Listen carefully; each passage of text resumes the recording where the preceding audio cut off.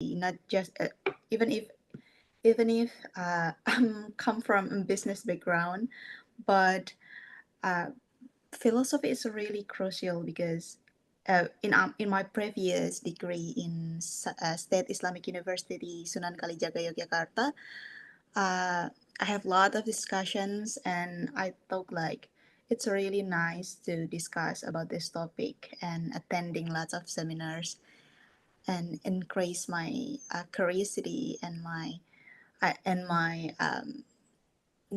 knowledge in this kind of topic. And so without so we will start the topic today. Is it about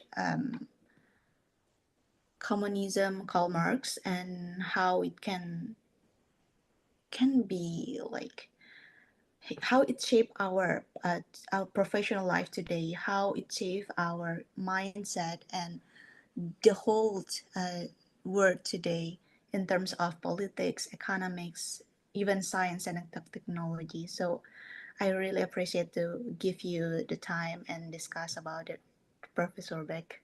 Thank you. It's time. Time is yours. Okay. I'm sorry. I think you have an old schedule, and so it's really about God. It's about Panchasila, and but I will eventually talk about that, the economic systems. Yeah. Um, so I didn't know people were still following it because I haven't been following it myself. So well, maybe when I do cover that, someone can let you know, and then you can come on. But I think if you're Muslim, you'd be interested to know that the way that current science and current quantum physics is Yeah. leading to an idea of the one, monism. So maybe you'll be interested in that. My main, so the overall theme of these talks is Panchasila and culture today. So just so that students know that there Okay. are a lot of links between the philosophy and Panchasila and what's going on in the world today. So that's where I'm going with this. Is that okay with you, Okay, it's okay. everybody? Please. Okay, Very okay, okay. okay. So let's see, should I do the bigger screen or this will be okay. So we're in the midst of a paradigm shift, although I was saying this 50 years ago and other people were saying it 100 years ago, and the paradigm just doesn't shift.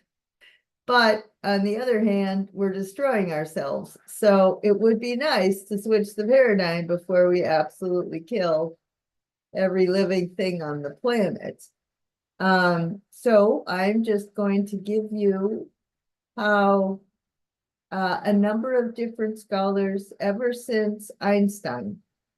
So during the Enlightenment, there was a mechanistic and materialistic world, two of the main worldviews, and they looked at the natural world as silly putty, just material to exploit for human well-being with no limitations. And they looked at the human psyche as silly putty, a blank slate to manipulate with the social sciences. So we would all be good, perfect, and we would have utopia. And that is dead.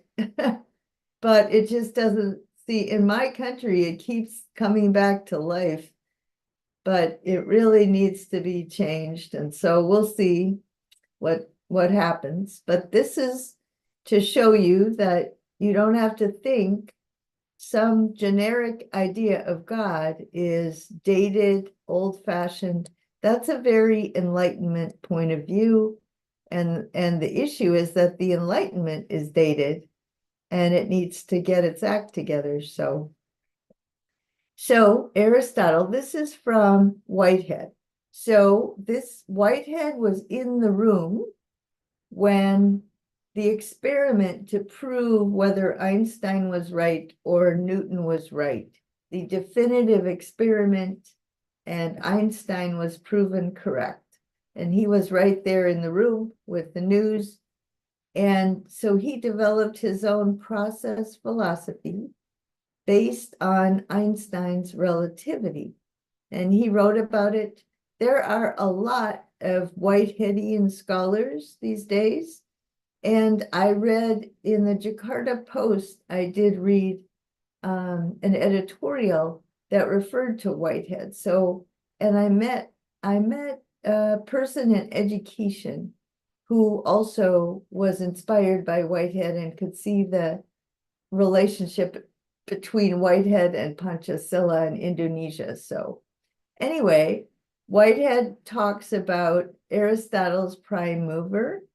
And he points out that Aristotle's prime mover is not a person. It's not related to a specific time in history. It's not a historical God, but it is a first principle. It's an ordering force, which makes it possible for the universe to come into being and to develop. The universe kept expanding, but without either chaos, without falling apart or collapsing. So Whitehead himself also posited a principle, a first principle. And from there is an order in the universe. There's an order in the biosphere. There's an order to evolution. And there's an order in our psyches. And there's an order in human evolution and social evolution.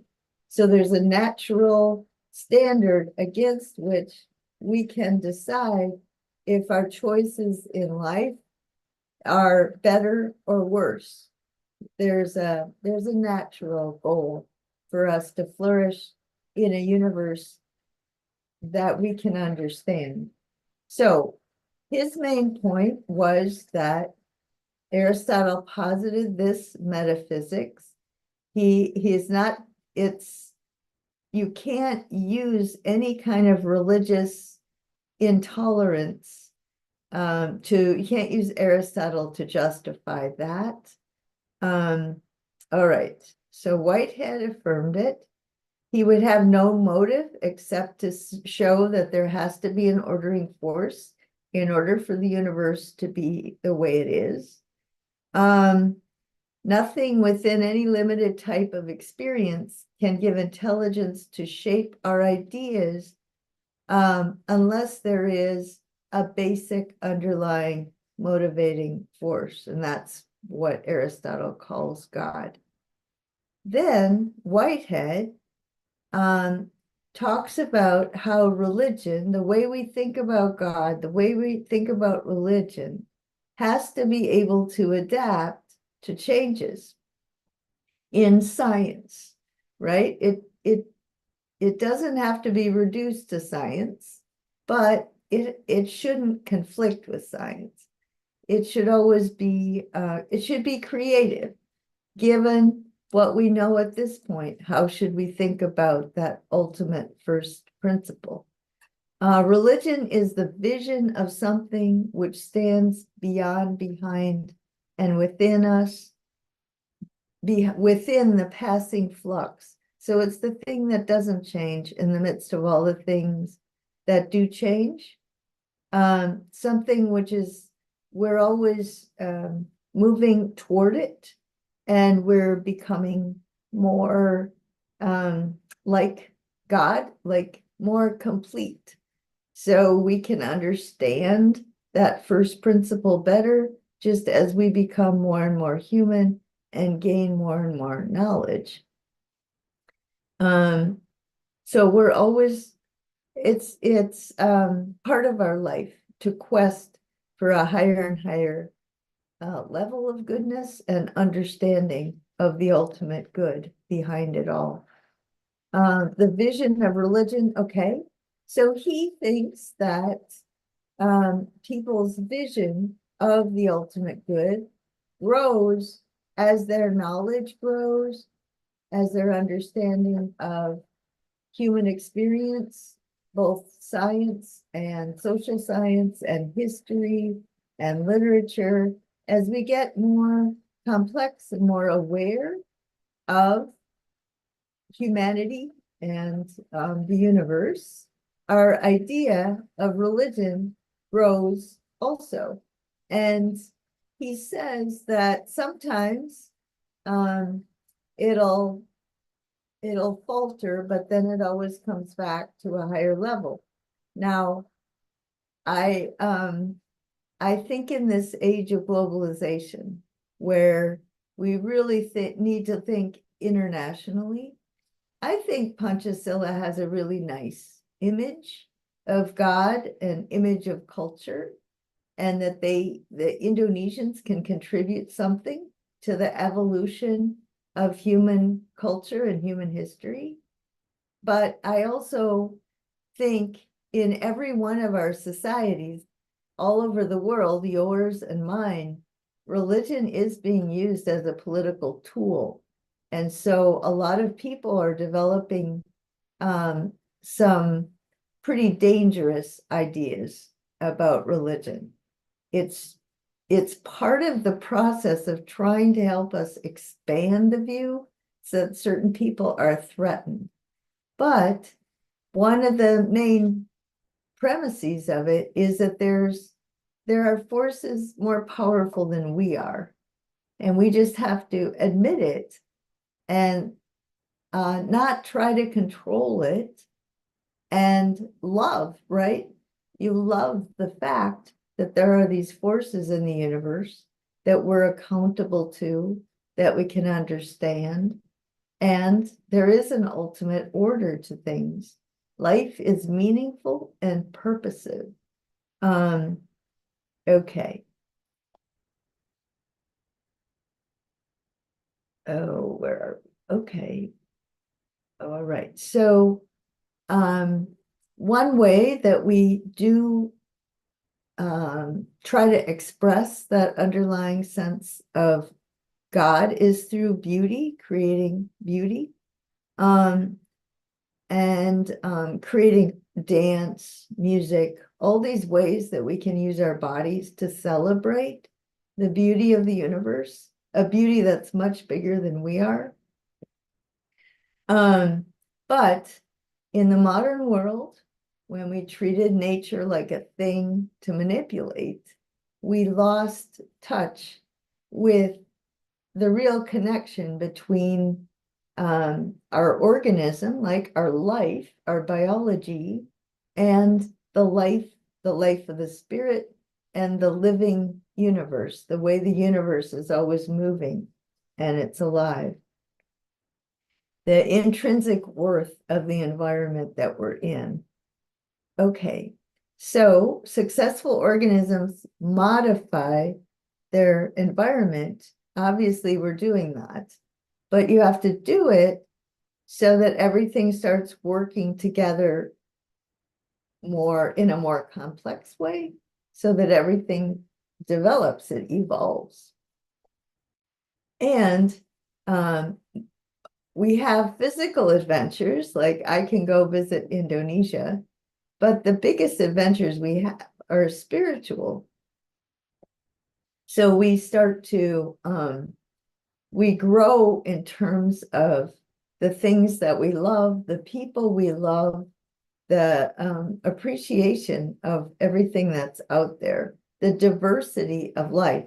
So in this age of globalization, we can embrace diversity or we can be afraid of it. And again, Panchasila is really about embracing diversity. It's about unity and diversity. And that's the way, just like in genetics, having a lot of diversity in your genes makes you stronger genetically. It's the same with thinking, with spiritually, having a lot of variety and difference, and then finding the underlying harmony, right? The God under which we all live helps us evolve as people. Okay, so that was Whitehead. The next one is a book by a quantum physicist, or a series of books. His name is Paul Davies, and he was a quantum physicist. And he wrote in 1983, I think. Whitehead was 1925, and that was during relativity. Now there's Davies writes during the quantum era. And his big thing, he wrote a number of books: The Cosmic Blueprint, The Mind of God, God and the New Physics. And what he's arguing is that every quantum physicist is always looking for the pattern, right? Math articulates a pattern in the universe. So every time they get some more data about the universe, they try to create a formula, and it works, right? And so that's obvious. The conclusion you can come to is there is an ordering force behind there, because the material on its own doesn't order itself. Something is ordering it, and it's amazing. And we use math to describe that order. Math is just a language. It's sort of like you use a word. I have a tablet here. Okay, so the tablet exists long before I give it a name, but I'll give it a name, right? So just the universe existed long before we could formulate mathematical formulas to describe the order there, but it's there, and it helps us see it better. We can see it with our minds instead of just with our eyeballs. And then we should really appreciate that and have this huge sense of wonder and awe and worship, right? So the brain, right, is just a physical organism, but your mind is the particular way that you put the information together. So the mind is a holistic concept. So in quantum physics, what matters is not the parts, the particles. What matters is the relationships between the parts, and that creates a whole different reality. So just like with the brain, I grew up, I observed physical things, but my mind assimilated them differently, and I just interpreted them differently, and I recognized patterns in a certain way. So my mind is unique to me, and it's the way I find meaning, purpose, and pattern in life. And that's who you really are. So God is that holistic concept, just like mind is this holistic concept. And it's real. He uses an analogy with Wednesdays. Do Wednesdays exist? Well, they're not a physical thing, but they definitely are a word about relationships between when the sun rises and the sun sets, and calendars and all that. But that's all holistic. It's socially constructed, but it reflects an underlying order. Okay, so then there was Richard Feynman, was another very famous quantum physicist, and he says there's order all the way in every level of life. And he says that neither one is nearer to God, right? They're all part of what God is. So more recently, I read a book about a woman who was studying the forests. And it turns out that a forest is very different than a bunch of trees. There is a mother tree that takes care of her babies. And the seeds fall off of her branches, and then, literally these trees grow up, but that's not how she really takes care of them. It's the root system underneath. And the roots actually function so they can tell which nutrients a tree lacks and which one it has. And they actually exchange nutrients. It's really amazing. And then the mother tree is the one that's kind of keeps track of it all. And when she's dying, she just gives all her nutrients out before she dies. It's really amazing. And the biologist said that the network underneath the ground of tree roots is analogous to the network in our brain. We have these very complicated networks, and it's the way those fit together and we get ideas. That's our mind, and that's who we really are. And so that's what Feynman is saying, is that I can study all the parts, but it's that aha, it's seeing how they all fit together that leads us to this idea of God, that there's patterns all the way along. So that's what he's up to.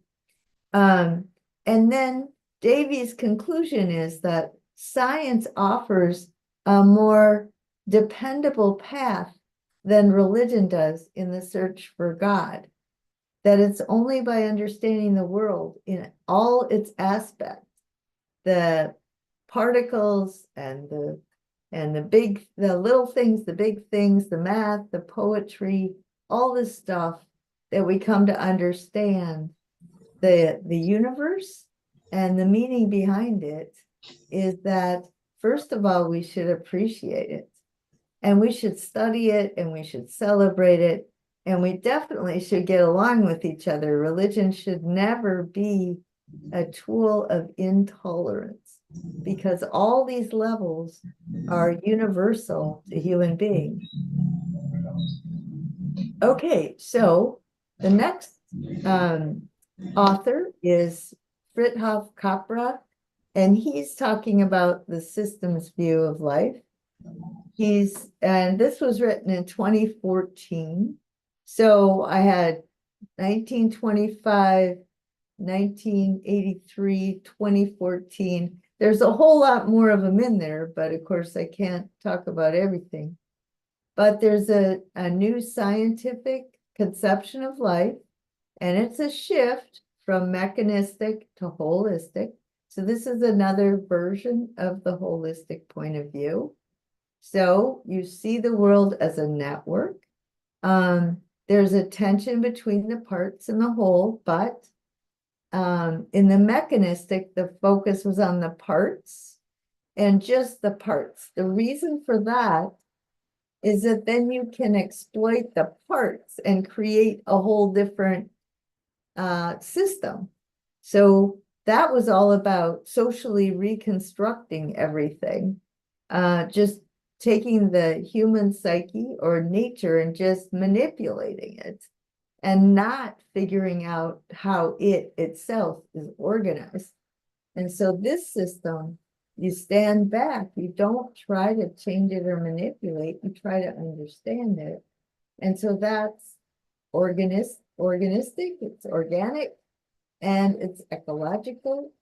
And so this approach, another necessary result of this approach is that we have to develop sustainable cultures. We have to integrate nature and culture. And we can know that we need to do that because we know the nature of what's out there in the order. And we have to change our paradigm and stop trying to exploit it. And Capra refers back to Aristotle and his four causes. Because in Aristotle, let me just give an example. I always ask my students, okay, so I'll point to a chair, right? And I'll just say, what is it?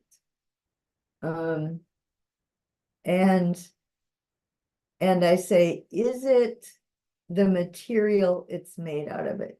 Is this thing, well, let me get something here. Okay, here we go. All right, so here it is. What is this? Is it the stuff it's made out of? Is it the particles? Is it the molecules? Is it the atoms? Is it the what, ceramic? Well, you could say this is a bunch of particles, and then this is a bunch of particles, and everything is a bunch of particles. Why does it exist? Why it exists to drink out of, right? Its function. So it's something that you can drink liquid out of. That's what it is. And somebody had an idea that I'm going to make something to drink things out of. And then they start finding the stuff and building a factory. And then they design every step in the factory in a way that can crank out the cup. Okay, so the efficient cause is the person who starts the process of building the factory. That's the efficient cause. That's like your parents, okay? They're the cause of you. Then there's the material cause, getting together all the material stuff. And that's, the food that you ate in your mother's womb and then after you were born, right? That's the material. And all the way along, nature's ordered to get you to the final cause. All the way along, the factory is ordered. And then you get to the final purpose. Well, the final purpose of human beings is to understand the world and to live within those natural limits. But that's because these final causes govern the material cause, and they all have to adapt to each other. So we did not evolve until the universe, the world had to have developed to a certain level before it was even possible for human beings to evolve. And then eventually they did. All right.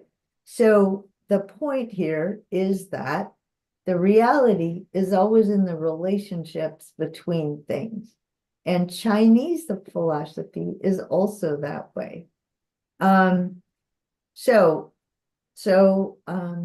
I remember seeing I don't know, some kind of YouTube video, and it was talking about that the 21st century is going to be the Asian century, and India and China are going to rise. This was somebody from India, of course, and they said that the West had its 200, 300 years of exploiting nature, and they rose to the top because of their capacity to do that. And now it's time for those cultures that were based on integrating nature and culture. It's time for them to have a resurgence. And I don't know, because I wouldn't go there. I don't make claims about who's going to have power because that can get so corrupted. All that matters is that we really have to figure out how to go green, have a green international economy. Okay, so this one I think is really interesting.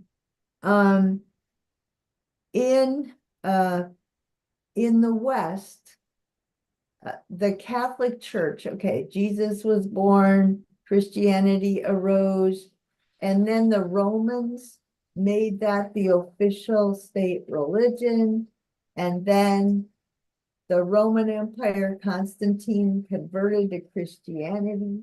So the West became officially Christian. And for a while, Christianity adopted Plato's philosophy, and then later on, St. Thomas Aquinas adapted Aristotle. So what happened was Aristotle got linked to Christian theology, and it became very intolerant. The church became a lot more concerned with money and power than with actually the original ideas of God and what that really meant. But the thing that's interesting here is that in the Arab world, when Justinian closed down the Greek schools in Greece, the Greek scholars went to Persia and the Mideast, and Muhammad was born. Islam was spread, and those scholars, the people who were carrying on Greek learning were Islamic. They were Muslim, and they were located in these houses of wisdom, and they didn't separate reason and faith, their intellectual activity from their notion of God. They had a notion of God that's much more monist like this, and much more tolerant. It was the West that set up this horrible split and had so many wars. Of course, the problem with that version of the story is the Shia and the Sunni. So it was within Islam that there was all this tension. But I think what he's saying is that within the community of intellectuals, they had preserved a notion of monism, I will call it, instead of monotheism, of this very holistic, tolerant view of the underlying principle. And that's how that was preserved over there in the Mideast. All right, once again, Capra says that system thinking is based on Aristotle's principles of the whole is greater than the sum of the parts. All right, and he says something a lot like Feynman, which is the scientific understanding of life is based on reality, this organic interconnected view. And so it's not just a view about the natural world or the universe. It's also a view about social systems and ecosystems, systems that human beings develop. They really need to develop systems that imitate the way natural systems work. Let's see. For example, our healthcare system is very dysfunctional. And I think yours is getting that way because we're exporting it. But in our view, on the modern view, every disease has a physical cause. You can find the physical cause. You can get a pill which addresses that physical cause. So you treat people like machines, and you treat them just like material causes are all there is. And that's not true. 95% of human illnesses or more are because of breakdowns in relationships, because of systems. They're about how a person is an organism living in a family or a society or some much broader system. And that is related to the sickness. In our society, we have really bad food because you can make a lot of money on it. Or people get sick because they work too hard. And so their bodies can't resist all the general bacteria or viruses that are going around. And so there's always a cultural and a psychosomatic side to illness because we're organic beings and we live in this holistic context. The other thing is that spiritual awareness, living for the sake of something greater than just your physical self, living in that spiritual realm, is also ecological because you are aware that you're part of the broader system. Okay, all right. And here is a recently 2023, I just read I would call a really good book by a quantum physicist. And he's looking at the history of this idea about the one. And he's the one who distinguishes between monism is the one, monotheism is the children of Abraham, Judaism, Christianity, and Islam. And if you just take that literally, can be very intolerant. And Muslims kill Christians, and Jews kill Christians, and Jews kill Muslims, and everything, right? And then they all kill everybody else. But if you just take monism, then you could say, he's saying it's actually about nature. So if you take quantum mechanics and you apply it to the cosmos, then you can see with your mind that there is this underlying unitary force behind all the material things. That's Aristotle. So we're back to Aristotle. And he's saying monism is becoming an assumption. So when the quantum physicists just even start to do their research, they assume there's an underlying unity and they will find a pattern. That's what they're looking for.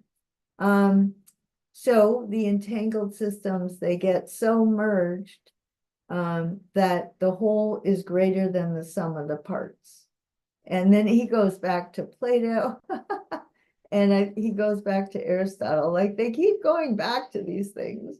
But he also goes back to ancient Egypt, Hinduism, Buddhism, Lao Tzu, mysticism, Sufism, Sikhism. It's the same mystical sort of sense of the one.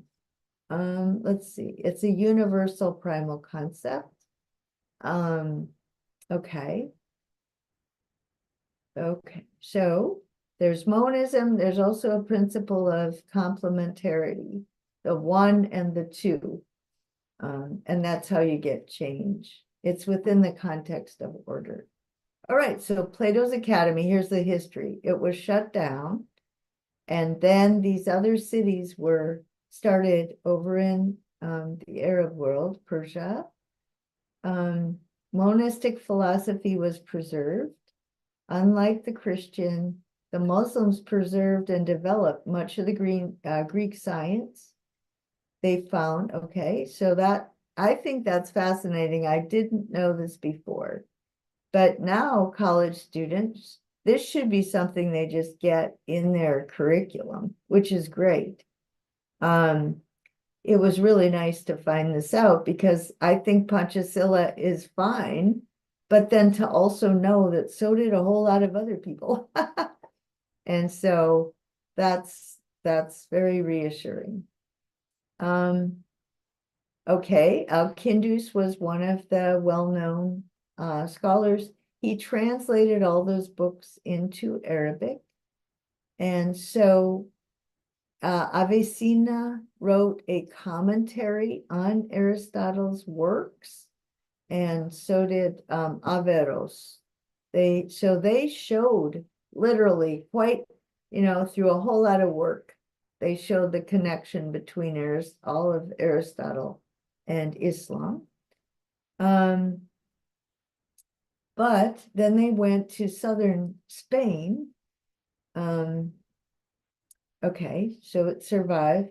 How did these books of antiquity survive? Because people went over to the Islamic world. And then there's this incredible parallel between quantum reality and altered states of consciousness, like mysticism. And his conclusion is that the monism as a hypothesis is fruitful for science. It follows from quantum mechanics. It provides a philosophical framework for the recent work in quantum gravity and a new perspective needed to approach the fundamental problems in particle physics and cosmology. They're not able to get past a certain point as long as they reduce everything to the particles. He says it's the best hypothesis for understanding the world as we understand it now. Now, he says when you have a philosophy, it can get abused. He says in the past, whenever somebody says there's this one God, it's been used to be intolerant, right? To exclude people. Fundamentalists and extremists have exploited it, but that really doesn't follow from that. Monism should be preserved as an unbiased, complete openness to diversity. Principle to integrate everything, to make sense out of everything. To see that all is one and one is all. And it changes our focus just to this huge big picture, which is what we need to do if we're going to sustain the earth, if we're going to create an international civilization. So let's see. If a large part of humanity feels excluded, it will spark unrest. But and so we need to be tolerant, obviously. It's just that this view gives you a metaphysical reason. The nature of reality requires that you're tolerant, and because we do have this common ground. And in the universe has this ultimate force, and we need to honor it. Okay, so that's it. I think I'm not sure how long I'm supposed to talk, but Thank you so much. It's really nice. It's really interesting. I found lots of keywords and like some kind of um, words to cover everything, like how the relationship between the religion and Pancasila itself, for especially in Indonesia, and how it can develop the mindset and culture itself, and how it can be like how Indonesia can cover all of things into one country, into one nationality, and make sure that the diversity doesn't distract the tolerance itself. And it's really interesting. And also the way you have the analogy between trees and our brain, our mindset. It's really interesting. Like uh, when a when a tree can just you just cut off the root and everything can be died. And it also happen in our mindset in terms of if we don't give some kind of reflection in our life and reflection into our way of thinking, it will make us to be much more like feeling alone and not really can catch up and having a good relationship in our environment. And it's really really nice. Thank you. Okay. And also, yeah, the relationship between the culture now, like India, China, and I really like the the way you say like how culture can be absorbed into the way the religion can be developed in terms of this environment, our society, because when we see the China, when we see India, especially now, they have a strong culture, Hinduism over there. And also Indonesia, we have a strong Muslim identity here and a strong and diversity in terms of the cultures itself. Yeah, and it may be one of my question later, but I will give some space for our well, student. it is Yeah. true that Mr. Modi is pitting the Hindus against the Muslims, right?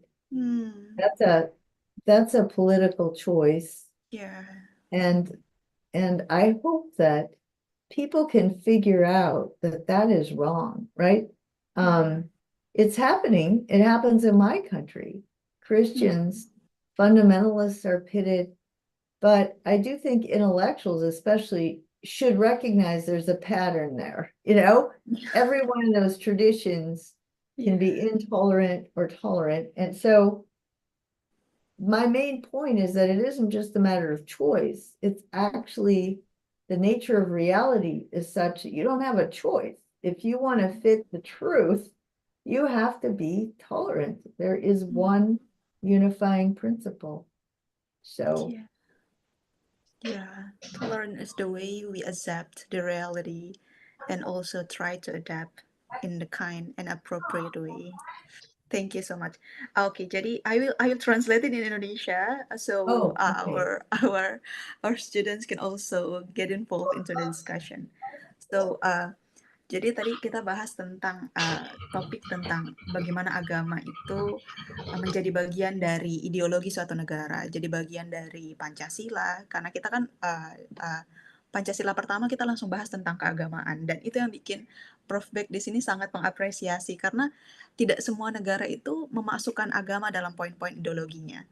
Nah, terus juga tentang religion sendiri atau agama sendiri itu bisa jadi berbahaya ketika dia menjadi propaganda politik. Jadi ketika agama ini tidak ada agama yang tidak toleran. Semua agama itu toleran. Tapi ketika dia dimanfaatkan, dibuat sebagai doktrin untuk saling membenci, untuk saling bermusuhan dengan pihak lain, dengan agama lain, dengan budaya lain, dia akan menjadi satu hal yang sangat berbahaya, dan itu yang saat ini sebenarnya dikhawatirkan oleh banyak filosofer karena atau orang-orang yang terlibat di filsafat, karena tidak seharusnya hal ini terjadi karena banyak sekali poin-poin penting yang baik yang diberikan oleh agama. Terus juga tadi ada mindset tentang bagaimana pohon itu dihubungkan sama dengan otak kita, ketika kalau otak kita itu nggak dikasih nutrisi, nggak dikasih ruang untuk berpikir lebih jauh, ruang untuk menyerap kebaikan dan agama sendiri, kita tidak merefleksikan agama ke dalam mindset kita, dia akan sama seperti pohon ketika ditebang nutrisi di akarnya. Jadi ketika nutrisinya dibuang, akarnya dibuang, berarti sudah tidak ada lagi asupan nutrisi dan dia akan perlahan-lahan akan mati. Dan begitu juga dengan manusia. Itu seperti itu ya. Oke, kurang lebih seperti itu kira-kira yang dijelaskan sama Profesor Martha Beck, and I will give you guys time to discuss, and if you have a question, please give us the question. Okay, Dr. Ali, you raise your hand. Thank you. Yes. Maybe Thank you. maybe students first. After student, it's me. Okay. Maybe students put students Okay. first, because students is our how do you say, very important for us, to be. After students, it's me. I'm ready to ask and comment. Oke, Student I'm a first. let me start student. terus ya. Ya, jadi kalau ada student yang mau bertanya, silahkan boleh pakai bahasa Indonesia, and nanti akan dibantu untuk translate. Jadi hari ini memang topiknya kita lebih banyak ke bagaimana agama, ideologi negara, dan juga cara manusia berpikir, cara kita bersikap dalam kehidupan sehari-hari. Lebih simpel sih sebenarnya topiknya. Jadi silahkan kalau ada yang mau bertanya tentang ini.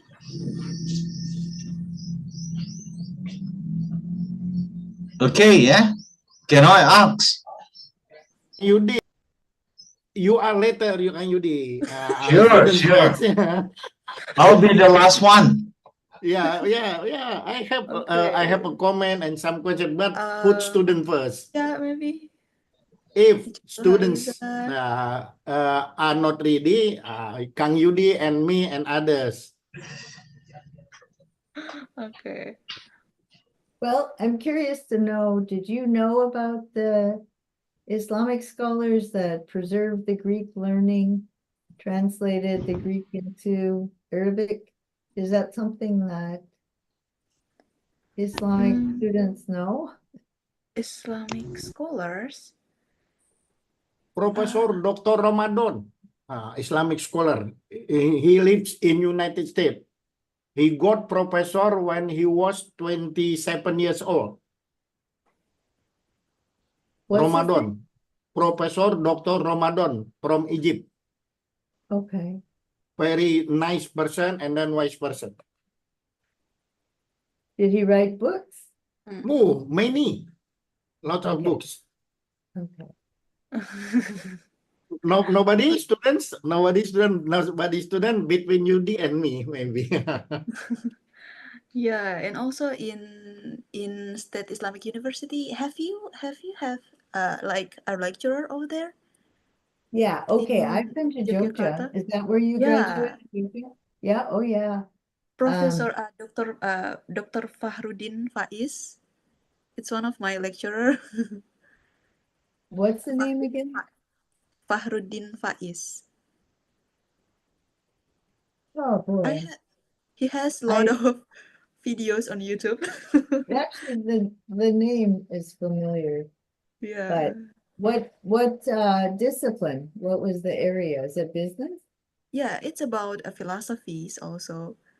Oh, Most of it. I'm sure Yeah, I've met him because the name is familiar, but yeah, but I love he also like have a lecturer in Wednesday night in mosque. Like they have a previous like have a regular meeting with Muslim students in the mosque and describe about the Aristoteles and also oh the really? yeah, it's really like wow, it's really nice how he can present this topic in exactly in mosque in Muslim students, and it can be like link between our religion, our values, and how Aristoteles can Oh be a wow. part.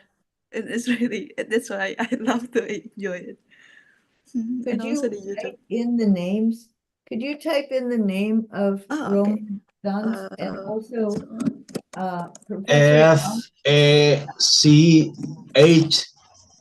Fahrudin. Yeah. wait, Fahrudin. Faiz, yeah. Yeah. It's really is nice to it have that. okay? Okay, very good. And listen, Fiji, I just recorded the PowerPoint presentation. It's very interesting. Yeah, maybe most of our students love to like recall again your presentation Yes. today by having your presentation if it's possible, so we can learn more about it. Oh Is yeah, that this it? one the YouTube videos. Thank you. Thank you, Mr. Rizal. And then, okay, please prepare your question, guys, students, and maybe we will start our discussion again. And semoga ada yang bertanya, meskipun hanya satu dua orang, karena ini Oh, topiknya sangat-sangat menarik don't dan worry, don't worry. At least Kang Yudi and Abu Ali are ready. At ya, least, yeah. Maybe Brother Haji, Saleh. Akmal, Hidayatullah, Nasra, We silahkan are ya. curious to know the topic more detail. Ya, Dendi, ya Yeah. Hardiana, So, silahkan. Nisa, Masih Ya, malu-malu, masih malu-malu. Masih malu-malu dia, masih malu-malu. Do you so understand, Professor Marta Beck? Malu-malu. Best full. Indonesian are best full. So yes. I just wanted to tell Lisa that in a few more weeks, I'll get to the economics part. But what's important, it should be obvious that this view does not say everything should be capitalist or everything Yeah. should be communist. It's not a ideology. It's always balancing.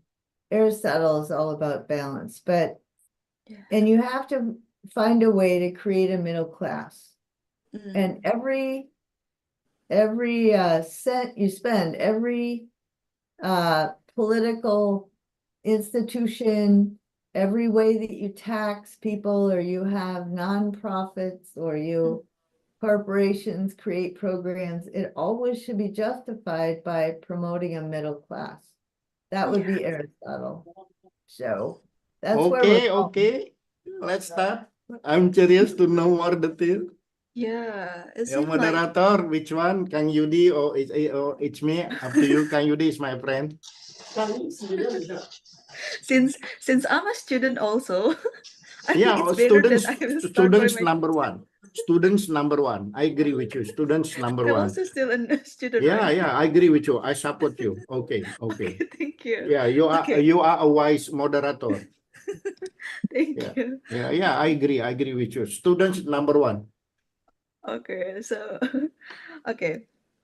Maybe my question will be related to the standard of uh, the modern world today, like how we defined between, or how did we determine between this is the great healthcare system, this is the great political system, and this is the great economic system. I mean, like when when most of ways when most of the developed countries like European countries, even in like UK's, they can say like they have a great economic system and everything.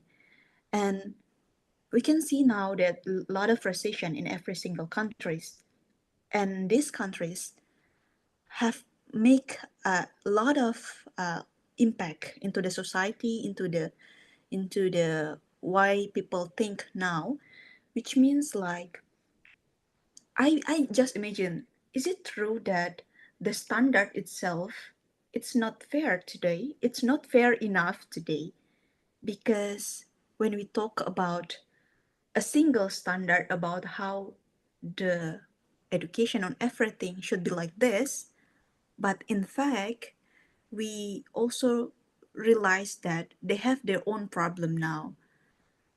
And what do you think about this standard? It should be related to the culture, religious itself.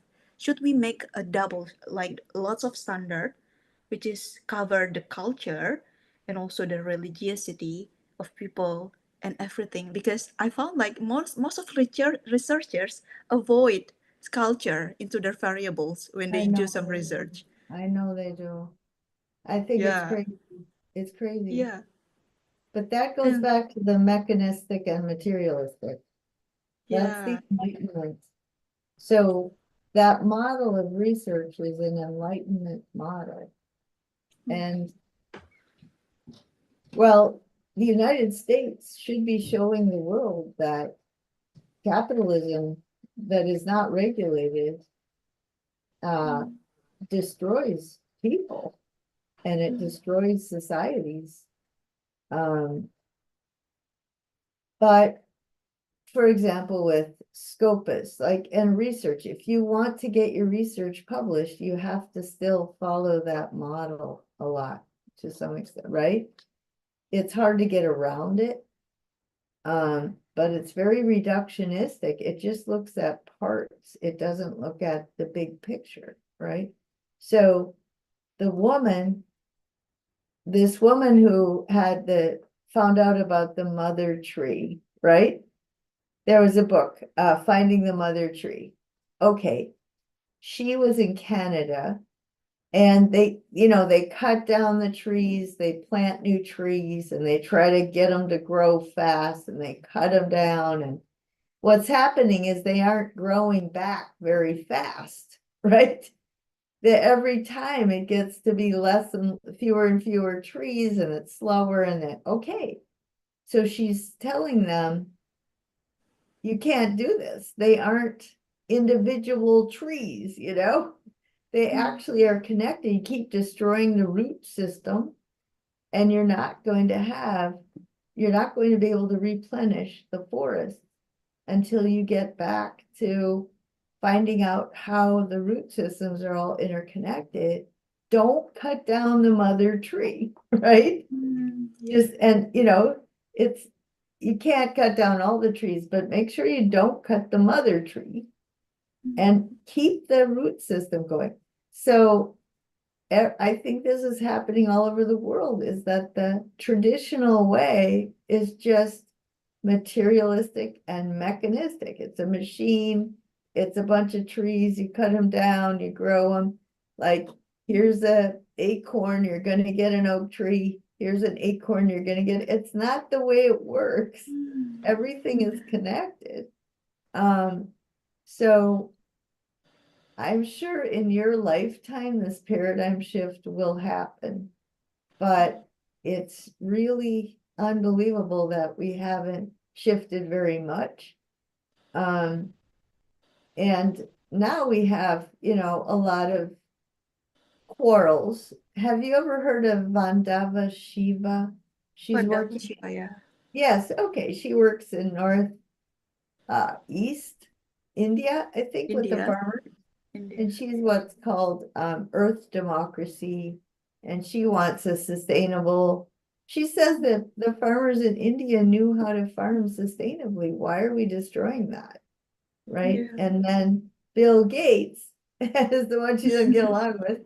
He's just wanting to have GMOs, and he's the high tech guy. Well, I think we need both, right? There's certain areas. If Bill Gates can develop a seed that crops can grow where there's deserts, where desertification is happening, okay, fine, go ahead, Mr. Gates. It's just that we don't need one size fits all solution. We need a lot of different solutions. Yeah. We have to have STEM, but we really need to see all of that in a context. We know that people can be really smart in STEM and be really wicked, right? Or really oblivious to culture. Look at Mr. Zuckerberg is ruining culture, and Mr. Koch, the fossil fuel guy, is putting carbon, he's smart, he's an engineer, but so we know that everybody sort of knows that you can have the intellectual virtues and not have the moral virtues. So Indonesia wants integrated education, right? Does that make sense? But Yeah. they're behind in STEM, right? Makes sense. But Indonesians shouldn't be anti-STEM. But on the other hand, they should say, look, it's obvious you have to have an integrated education because we have all these wicked STEM smart people. And we don't want that, right? The world doesn't want that. Yeah. So that's why Aristotle's model is one model of how to integrate them. And it's a model that every religious tradition, not only it can use, it's already using it. It's just usually people aren't aware of how you can easily go from what you're doing. If you call it Aristotle, then it doesn't have a potential for intolerance, right? Yeah. Yeah, it's really makes Right. sense. And also we see like every single decade, the influence of the cultures, like in the first it should be like 90s or 20s in the first, and this in these years, the first influence come from Indian cultures, come from the movies, TV Oh, shows and everything, and it influenced the way our society at the time, and then okay. change again into the Chinese Oh, really? Chinese influence. Yes, it's back on based on the movies, like entertainment. They use entertainment to influence the society itself, and it's really famous in between among our society at the time. And now, back to our young people, the Korean wave is really Crazy. Okay. yeah, and I felt like wow, it's really happening in every single country. And yeah, and they still bring their culture into the way they perform. So it's really like make me like wow, it's really nice to have cultures in our in every single basic in our life, in our career, and appreciate it, because we know each other and appreciate this one, and it makes our feeling to be much more tolerant, and appreciate their values itself, and it's So the really art, Yeah. yeah, the arts are often a way. We have two speakers, yeah. We have two speakers. Our moderator is very smart. I like it, the way you speak. Okay. I just link it with the Okay, students because time is they're runs, yeah. young Time is people. running. Time runs, time flies. Students, no Okay. students. Okay. Students. Thank you. We have a question now here. I think it's still about the conflict between Israel and Palestine, because it's already 3 or 5 months now, and it's still being one of the like bad influence into our society, into our feelings, especially our students here. That's why Fiji, she asked about this topic, and what do you think about the state like Israel, which use religion to discriminate the other religions followers? Because when it comes to these countries, these two countries, it's really like obvious that religion should have been, yeah, interrupted into the way they behave. And even if we also know that it's not just the religion side, there are a lot of things variable in this case. But yeah, in terms of this topic, what do you think about it, Prof Beck? Well, it started way back in Europe Mm-hmm. when the Jews were the bankers, because the Bible said you shouldn't loan money, you shouldn't make money you shouldn't be a banker. So they got wealthy, and then they got resented, and then they, got discriminated against. So it started way back. Because the Jews lived in the towns because they didn't inherit wealth. I mean, there's economic reasons for all of this, because then after the war, the West was feeling guilty, and they wanted to go to Israel, and somebody already lived there. I mean, it's just, but I think it doesn't have anything to do with religion, right? It's just, it has to do with economics, Yeah. money and power. Yeah. And I think that what I want my country to do is to just every day tell Israel, please, you got to negotiate, right? Just just keep holding Israel and Gaza to be accountable, so that we can stop the killing. Yeah. I do think it's a mistake to reduce it all to tribalism and let that particular war divide all sorts of other people against each other. That is such a mistake. Especially because Islam, Muhammad died before all this tribalism, before the Sunni and the Shia and all this stuff, So you have to distinguish between what Muhammad was really teaching and then all the other stuff that went on. And so that's why in one of these lectures, maybe the next one, I think it's the next one, I just teach religious pluralism. So Socrates, Jesus, Buddha, Muhammad, they all had those same Aristotelian virtues. And your teacher probably talked about that.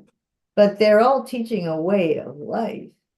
And then after they died, all this stuff happens where they had the disadvantage of becoming famous, and then somebody gets rich or powerful, and then it all gets corrupted. So as long as you can see that there's patterns there and you can see that the Israel thing has this terrible history behind it, it doesn't have to do with religion.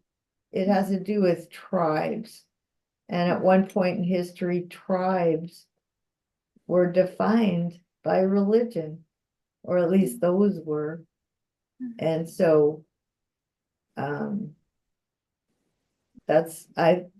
course it's horrible. It's just don't let it Yeah. cause animosity between people. We need to learn how to get along, and we need to develop a sustainable society. All this stuff is such a distraction because pretty soon the only thing anyone's going to worry about is the weather. But by the time we get to that, we're going to be dead or on our way. So I don't think it should be a priority. Yeah. So basically, if we look at the history Sorry, of I interrupt you, my moderator, because time flies. Yeah, can I ask some question of Ghazali and then others? Okay. We have two speakers right now, moderator and our professor. Both of you are smart. Thank you. May I? Kang Yudi, Ghazali, they are ready. Jadi I will resume first the Yes. answer from Prof Beck.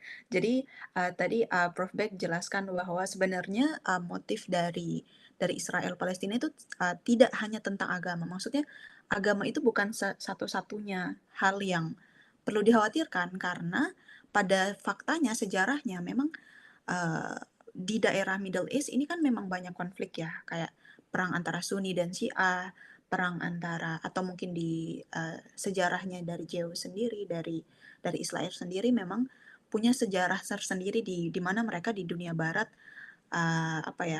tidak mendapatkan tempat yang bagus, tidak mendapatkan tempat yang layak dari sosialnya, dari society-nya, sehingga akhirnya mereka ke daerah Timur Tengah, kemudian menjadi cara bagi dunia barat untuk maksudnya dari segi ekonomi, ketika Israel di situ memiliki wilayah yang besar, dia akan memberikan manfaat ekonomi kepada banyak negara, terutama di bagian negara-negara sekutu. Begitu. Jadi masalah ini tidak terbatas hanya ini Islam, ini enggak gitu. Karena kalau kita bahas dari topik ini, justru nanti akan menjadi satu intoleran sendiri gitu. Karena ada agama yang agama kan besar ya, dan populasinya banyak. Jangan-jangan nanti kita tiap ketemu sama orang-orang ini Jews malah mikirnya kayak, oh dia Israel, jangan ini, langsung gitu. Nah jadi bikin intoleran sendiri gitu. Jadi harus jangan dikonstruksi berpikirnya hanya dari agama ini saja ya, tapi kita harus lihat dari segi politik, ekonomi, dan juga background dari negara itu sendiri. Seperti itu. Okay, thank you for the next question. Excellent. Yeah, comprehensive understanding. Excellent. Thank you. Okay, do you have a question? Oh yeah, comment and question, but I don't know which one. Ghazali, Heru, and then me. Which one do you choose? So, Yeah, because we respect our moderator.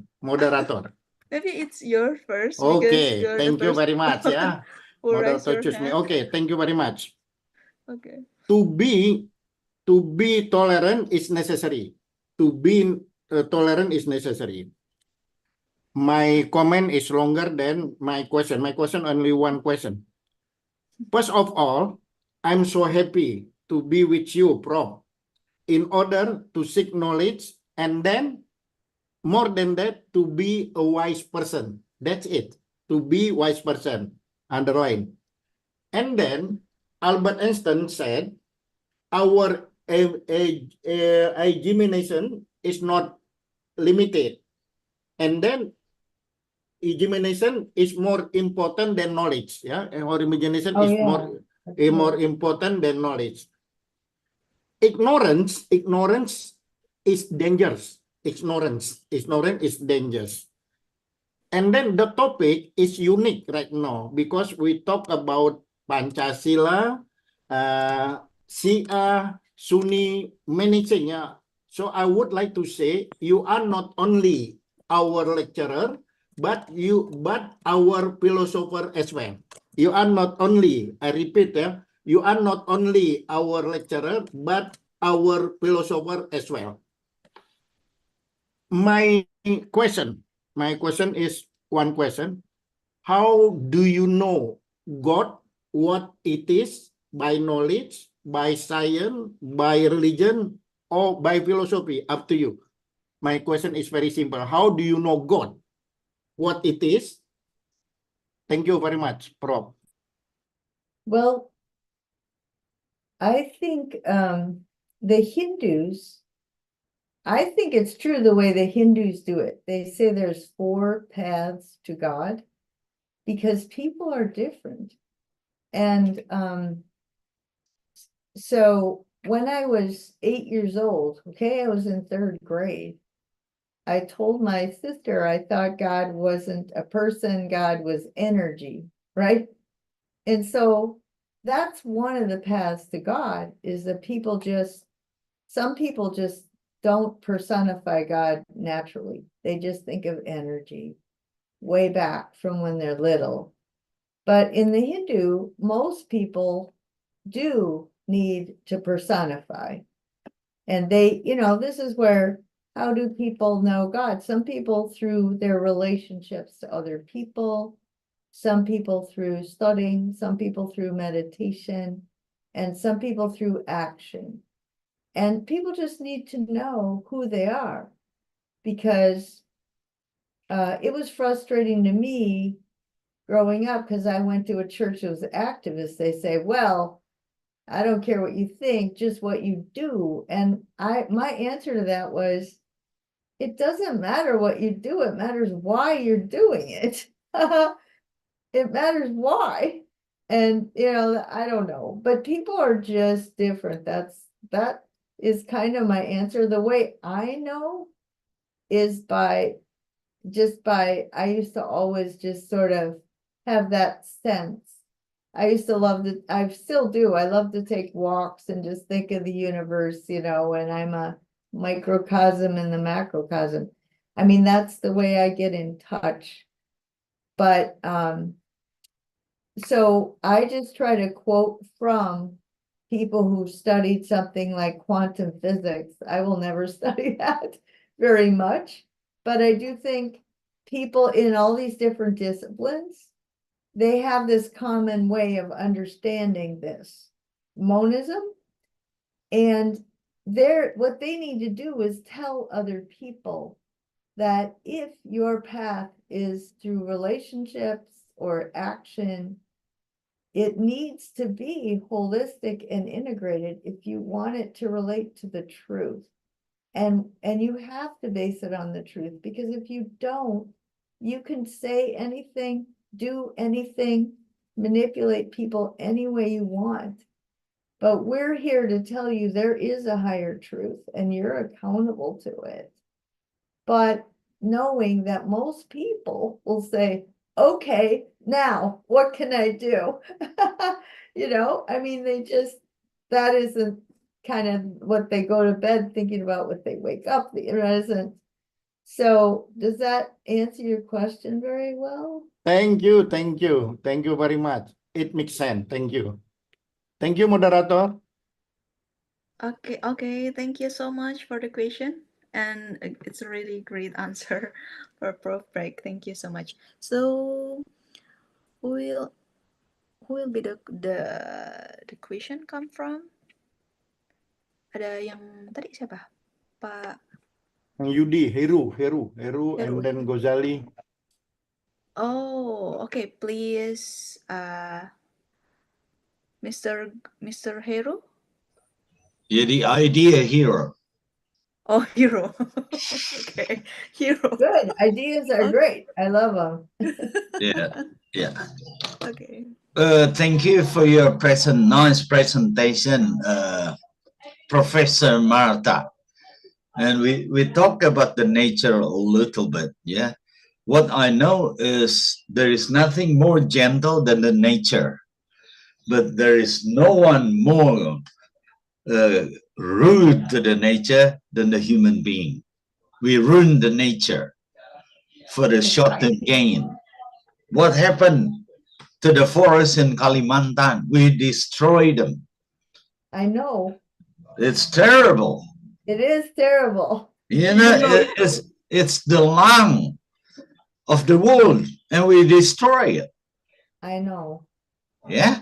So the fundamental law of nature is cooperation. But we still kind of into the philosophy that the fundament that competition is the way it works. It doesn't work. I know. Business successful is because of the cooperation. Our body function, the liver, the heart, and everything works together based on cooperation. So Darwin is wrong. The Actually, survival of the fittest is wrong. But we still hold on to the Darwin philosophy. But we have to compete in order to be successful. We have to cooperate with other. Why we have to cooperate with other? Because we are all connected. We are all connected. So if I hurt someone else, I hurt myself. Because on the cellular level, we are all connected. We are all one. That's the main thing. We are all one. right. But some religion teach us about the separateness. That God is over there and we are here. Muslim is over here and the Christian is here. This is all different. And only certain religion can go to heaven. And if you choose the wrong religion, you will go to hell. God is not like that. No. You know, we are all one. For God, it doesn't matter whether you're a Muslim, you're a Christian, you're agnostic, you believe in God, you don't believe in God. It doesn't matter. What matters is that we care and love for each other. And for nature, right? And for nature, of course, because we're not separate from anything. You know, we're not separate from nature. We are all connected. Yes. So we need to change our perspective about God. You know, some teaching said, you know, you have to do certain rule and all that. You know, that God, if you don't do certain thing, God will punish you. I mean, what for? God don't need us to do anything. He's got everything. God, people say, you know, you think God is love. I said, no, God is not love. God is pure love. What it means is by pure love is God doesn't demand or need or require anything from us or anything in return. So in a way, because we believe that God needs us to do certain thing, you know, God has the agenda. And if we don't do God's agenda, God will be angry. So that's how we do to each other. You know, when we make relationship with each other, we always have the agenda. You know, if you do good to me, I will do good to you. Yeah. But the pure God teaching is, if you do bad to me, I will still be good to you. Well, because nature is this principle of life. And so if you just stick to the truth and you just constantly promote life, you won't fight back. I mean, it's a lie about life. It's a lie about the truth, right? So does that make sense? It does. So I like, because you have Panchasila, right? so many of the intellectuals, the professors I meet, they have a much more nuanced view than a lot of people in the US because we have that Christian, our founding, the Europeans, they had different kinds of Christianity, different denominations. Yeah. But the society keeps rewarding people that personify God, right? Especially with Jesus, right? Whereas you didn't allow for that. But then it's really hard to get to monism. That's the difference between monism and monotheism. But if you really want to know, what I tend to gravitate toward, but I like goddess. I like the idea the universe is a goddess giving love, right? Just life giving, the whole universe is just this huge emergence of life. But I don't know, I'm willing to just go with monism because I don't want to offend people, but I'm a woman and I've had 3 kids. And that to me, when you have a kid, just that analogy with the universe and the biosphere, like I gave life, and it's just crazy when people don't constantly remember that's what it's all about, flourishing. Yeah. We are all one, you see. I know that's where the guy says we're all one and one is all, right? The quantum physics say that. Yeah, that's what's interesting. Yeah. Well, I've always thought that way, right? But I don't know nothing. Like I didn't even take physics in high school.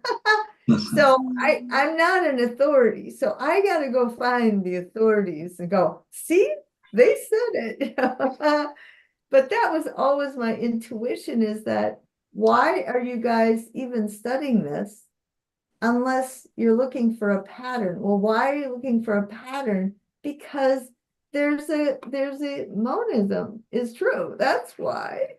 Does that make sense? They assume that every time they get some information, it'll actually fit in with all the other information. Well, I'm sorry, you have this monistic perspective. You just don't even, it's so beaten out of us. So the Western world beat that out of people so that we would keep exploiting nature. Because if you really think like that, you're going to start questioning the Great Enlightenment project, So I will in the lectures, I'll go to religious pluralism, and then I'll go eventually to Protestantism, because it was Western Protestantism that, said God wants us to exploit the earth for human well-being. God wants that, John Locke, okay? And so that's where you get the trouble. And there's a lot of Protestants that still resist environmentalism because they cannot give up on that view. It's terrible because they have power and they have money. Exactly. And they're smart. Does that make sense to you? Makes sense. I like it, the answer. But I will show you, I used to teach the Western thought for a whole year. It's kind of step by step, but I thought I would start out this time with the whole, and then I'll get back to, okay, this is wonderful. Now, how does it get corrupted? And so then I'll go into the Protestantism and all that. Does that make sense? That was kind of the order. Yeah. Thank you so much. Okay, thank you so much. Yeah.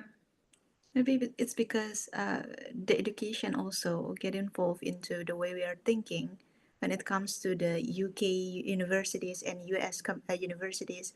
They try to separate between the God and the professionalism of the careers and the path itself. But maybe in it's true. Indonesia, we're mostly like use our religion into our education. It seems like we are trying to link it every day, and because of we are lack in methodology, we are lack in like how we arrange a separate methodology and involve in this one, and end up with lots of ambiguities, and also in separate in some case it can be intolerant case, and I thought like we should make it much more reliable and make sense into this case, and try to avoid this kind of things if you cannot have like expertise in this part. But if you are confident enough and make a lot of research in this one, it will be try to make it much more make sense in terms of be tolerance, but still in the path that you want to be involved. Thank It you is so much. sort of horrible Okay. to see Yeah. what happened with the academy, and I'm pretty Yeah. down on it. Yeah. Okay. The next question is it from Mr. Gozali? Do you have a question, Okay, thank you. please? Thank you, Prof. Beck and my brothers here, sisters and brothers. I'm very happy to be here, but I'm so sorry because I joined late in this session. So the topic itself, I don't get the point topic of this session, yeah. But maybe I want to make a comment about the problem, the big problem that we face as a human being, as human, as a human, because something that cannot be answered by the human itself to the definite himself or herself as a human. Let's say all the religion supported us, to live in peace and harmony related to the universe, or we live everywhere we live. Religion teaching us how to live in harmony, but in fact, in the name of religion itself, so many people do destroy the earth, or exploited the universe, the earth, and exploited the people. The big question that we face is to find we are as human being, where does we come from, and then what we have to do, and then what the last end of our life, like that. That's why if the people don't understand he or herself, I think the problem will come to our life. That's why there are so many contradiction in life. The religion teaching teach the followers, their companion, to be peaceful. They understand the ideas of peaceful life, in peaceful and life in harmony, but at the same time, the religious companion do in the name of the religion itself. It is contradictory, and then that's why maybe so far the people, or maybe some philosophers, still ask what we look for in this life. What we looking for this life. We are as a human being. We live in the earth. Just we born to exploit it, or to do what we want, or just to look for the virtues or something else. That's why so many philosophers try to explain what is the human being really is, and then what we have to do in our life. Maybe this is just a comment for me. Thank you very much. I'm listening. Thank you for Okay. moderator. I'm sorry, Okay. my English is not so No, good. Yeah, fine. thank you.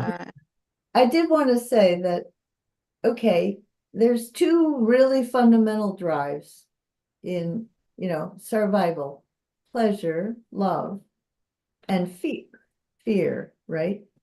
So love is really the fundamental one, because when a baby's born, obviously love, that interdependence, but we're also vulnerable, right? And we're aware that we're vulnerable. And so we can feel threatened, and that's where the violence comes from.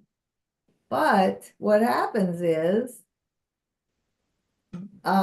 people start to switch their priorities from just protecting the vulnerable to wanting power, right? And so all of a sudden, the violence, what they want, requires violence, and it gets honored, if you have more money or more power. And that's perverted. I mean, you can say that's evil. We were not, that is unnatural. It goes against every tradition, but it's not because your preacher says it. Your preacher says it because it's true, right? It's the truth about life. Love is the most fundamental drive. You only have aggression to protect the vulnerable, not for its own sake. And that's evil. Does that seem fair to you?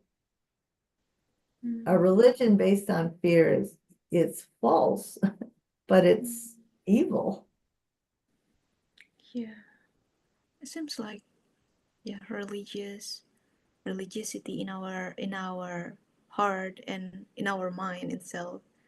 It defines how we act, how we behave, but yeah, it's also can come from the fears because we are really hope that we can protect each other, that we can make a balanced life in our life. But in terms of the reality now, we should realize that it's really hard, and we need to make it make sense in terms of how we spread love rather than just saying about maybe just saying about religiosity, because we have different step of level of religiosity and how we interpret our religion in this type in this moment. But love But is much more real, I do think it general. was a problem when we decided God wanted us to exploit the earth, because that's competitive and adversarial, and that's causing people, that's the survival of the fittest thing, and that has really corrupted relationships between people, between nations. And that's why Aristotle says greed is the political evil. It's the thing that destroys society. It destroys them from within, because people lose. You don't have a middle class. People do not have trust or goodwill. They're afraid of each other, right? Fear. And then nations don't trust nations. And it's just, that is the number one evil. So all the religious traditions, greed is a terrible thing. And overstepping your bounds is a terrible thing, right? Pride. So I think, they have those insights. It's just that during the scientific revolution, the West decided to turn everything upside down and create this whole different set of values. And now it's coming to roost, Does that make sense to you? Yeah, I Mr. really I really feel Gonzalez? it. Yeah, Oh, gosh. it's really okay. Thank you. Is there any other It makes question? sense. It makes sense. Yeah. Okay.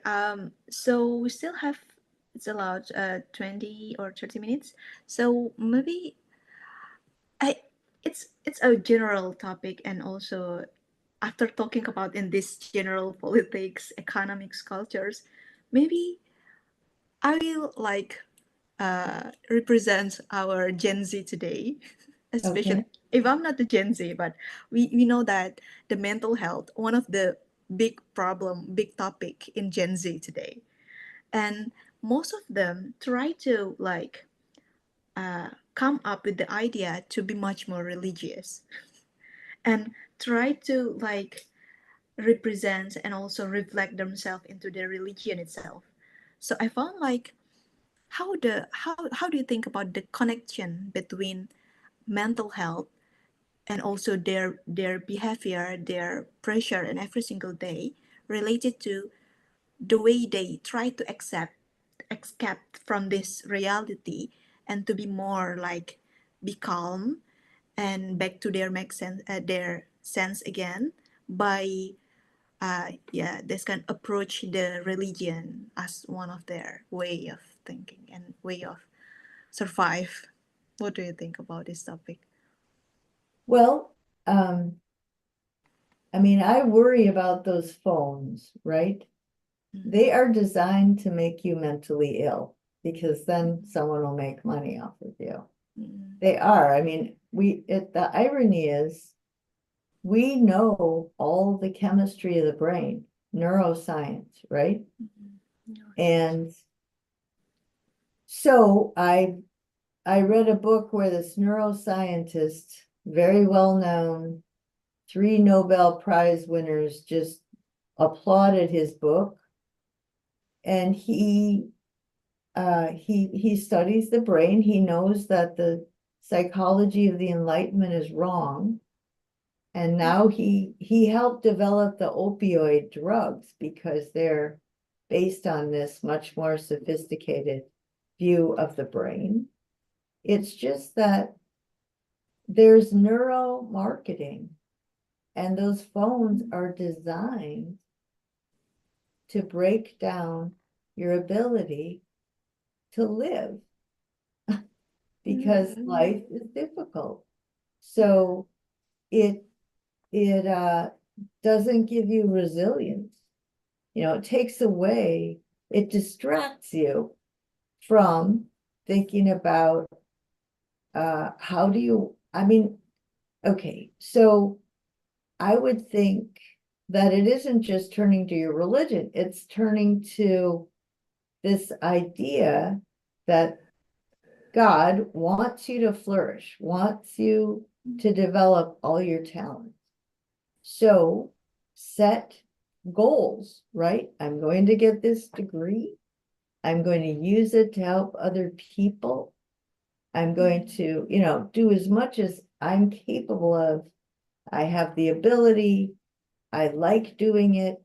I have the opportunity. That's my goal. I'm going to do as much as I can to promote sustainability and humanity and just get rid of the dumb phone, you know, and just set your priorities. And then that's religious, right? When you pray, it'll make sense because you're just praying to get more and more insight about how to live a really good life. So then you discipline yourself, but with a goal in mind, right? Not just beating up on yourself, not fear, but motivation. So again, it's always creative. How can I love the good? How can I love the earth, love my fellow neighbor more? And sometimes, I mean, like Nisa, when I was in grad school, I had an idea of why I wanted to go, but nobody there had that idea. And I sort of lost track. And I just sort of thought, well, it's the best I know. I'm just going to go until I can figure out what the heck. But it was discipline, you know, you still say it's the best I know. And I'm going to, you know, work as hard as I can until I find if there's something better. But that's the way that you develop strength of mind, right? You don't let stuff bother you. You keep your priorities straight. You have high quality relationships. You don't have trivial relationships that break down. You don't get addicted to your phone. It's just, that's right here in your brain, right? It's very immediate. Just get it out of there and keep those long-term goals going. Does that make sense? Yeah, exactly. Thank you so much. Makes Okay. sense, makes sense. It's really nice because we can much more focus on our goals or our motivation rather than our current situation and make Yeah, us more down. yeah. So you can ask yourself, Nisa, why am I here? How did I get here? Is this the best thing I know of? I don't understand a lot of this. I don't like the methodology. I don't like, yeah, I know. But someday you can use it for something that you do want to do. And you have to get the piece of paper and you have to play the game until you don't have to. Okay, I'm with Thank you. you so much. Took me 17 years to get that stupid degree. And then I got tenure and I said, forget it. I don't believe any of that stuff.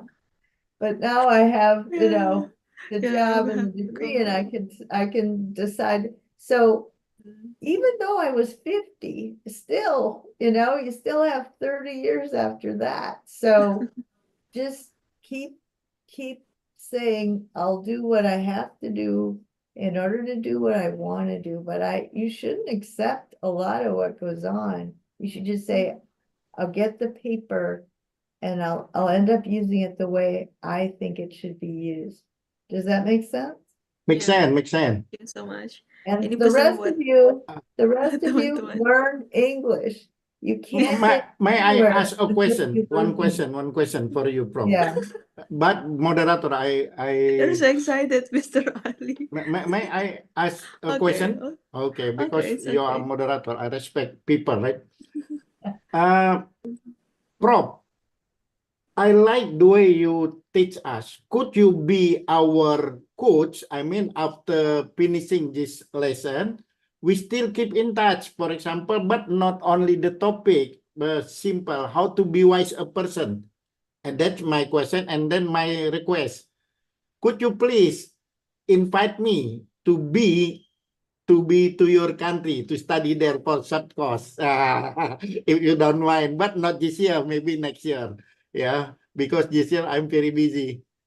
Next year maybe it's Well, just three months. It's okay because it is difficult to get visa, yeah, to go to your country. But if somebody professor like you invite us, yeah, not only me, my brothers and my sisters, yeah, and then to be there to study. Return tickets, it's my responsibility. Just calling visa. Thank you. well, okay, so first of all, Saleh, Hartford might be able to invite him, right? Is that right, Saleh? Well, Um, Professor Beck, yeah, of course, every institution like my university, yeah, of course, has should have a rational or logic reason to, yeah, to give yeah, student visa or something like that to who plans to come here. But once again, that's I'd like to say to Ali or the other, don't worry.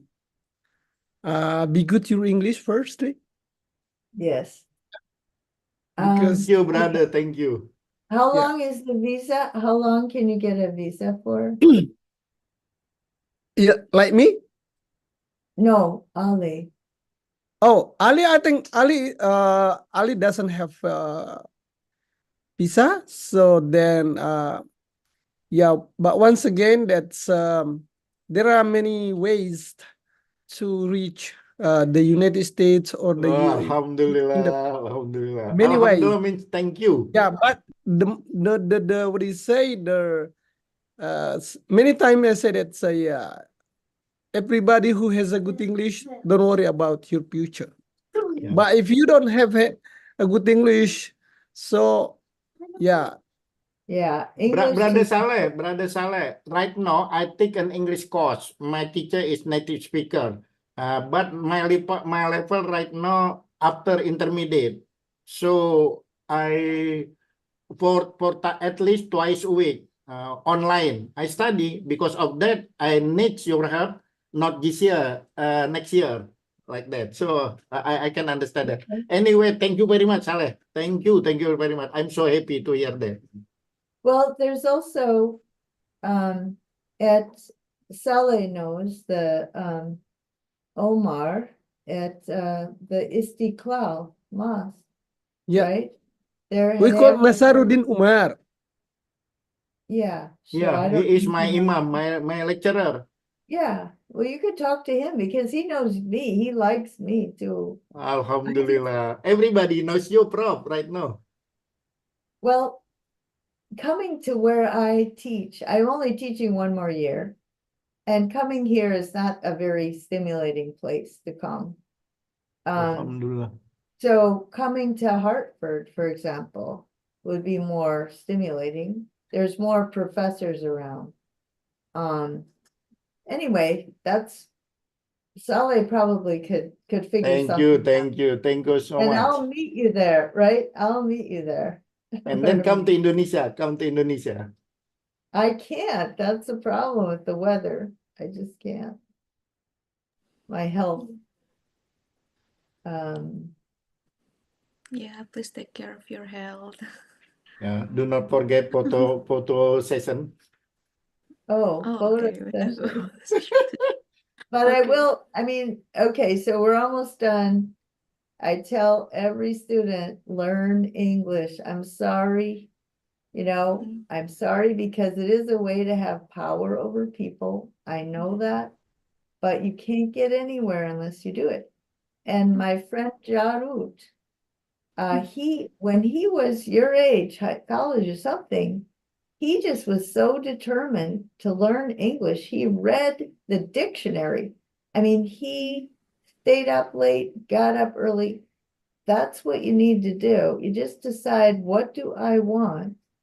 And if you want to really, do a lot to promote human flourishing, Yes. to develop yourself. Yes, You Prof. gotta I am learn- crazy, Prof. I'm crazy about English. I mean, it's a rotten language. Yeah, I'm crazy about English, Prof.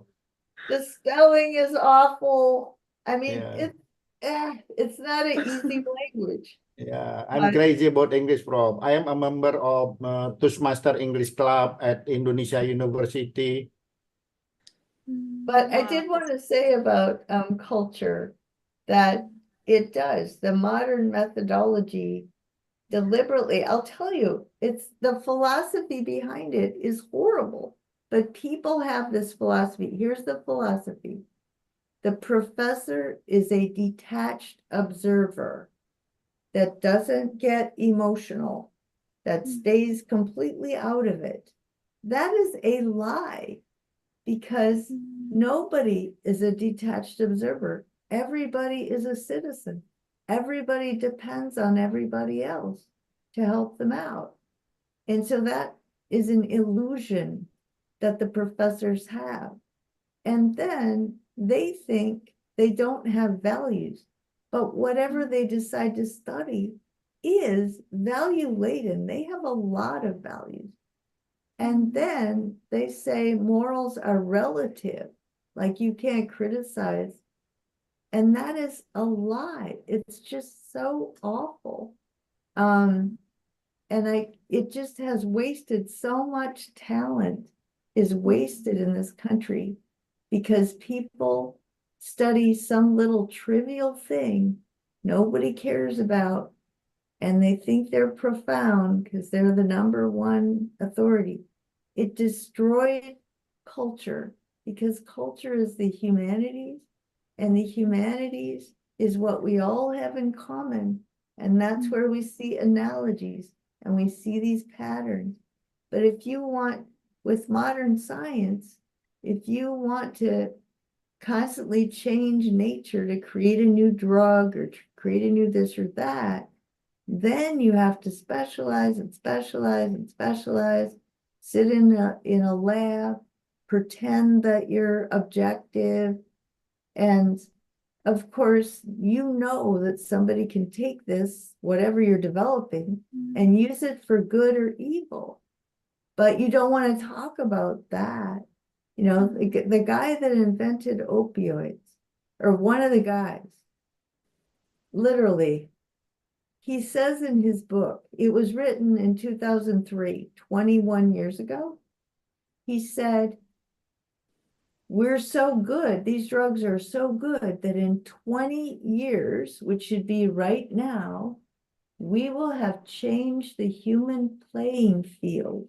We will have gotten rid of permanently pain, addiction, depression, and violence. Is that true? Because of opioids, we don't have any more pain, addiction, violence, or depression. Yeah. He's Today so it's one of the stupid. problems. He doesn't understand people or culture. And does that, I mean, Nisa, does that make sense to you? I mean, that kind of detached observer is just unbelievably ignorant. Yeah, exactly.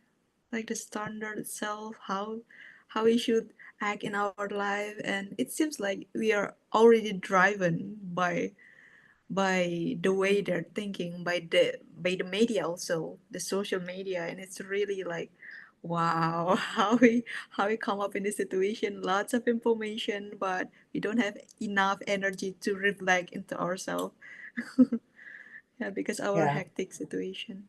no, and the fact that you still have university community engagement like the professors need, Yeah. some branch of their career has to be related to people. That is so important, and we don't have that at all. Mm. And it's really horrible. There are people calling this out, but uh, so I guess the main lesson for today, Yeah. it's a Thank you lie. so much. It's all based on a lie about life. It's not just my opinion. It's Thank not you just very much, moral, Prof. Thank you. Thank you. it's a lie. Thank you so Thank much. It's you. really Thank beautiful and you. also God bless you.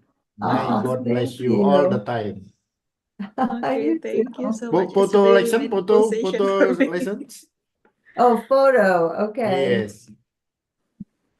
Okay, so for now, it's really nice discussion. We talk about in the internal scope. We talk about how to reflect ourselves, how to like fight into our reality, but also try to keep our mindset, keep our heart calm. But in the general, we also talk about the reflection of God, the reflection of culture, and in society itself, the reality today, and it still makes sense that we need to learn and learn more about this topic and make sure that we are really take love and peaceful in on top of every single situation, on top of every single values that we want to hold in our life. Thank you so much for this lecture today. I really appreciate, and yeah, it's already midnight in the US, and I Oh, really it's like, only 10 wow. o'clock. It's only 10. Yeah. Wow, you can spend your time with us, and it seems like, wow, you're so dedicated, and thank you so I'll tell much you, for. I have a party to go to, and then at 12 o'clock, I have another Oh, class to teach. oh my God, wow. I hope you still keep your health on top of the priority. Yeah. Thank you so much, Prof. Beck. I really appreciate it. Bye-bye. Bye bye. And should we take a photos? Oh, yeah. Well, Yeah, where's we the should take a photo? picture. Okay. Okay, thank you for the host. Can you please help me?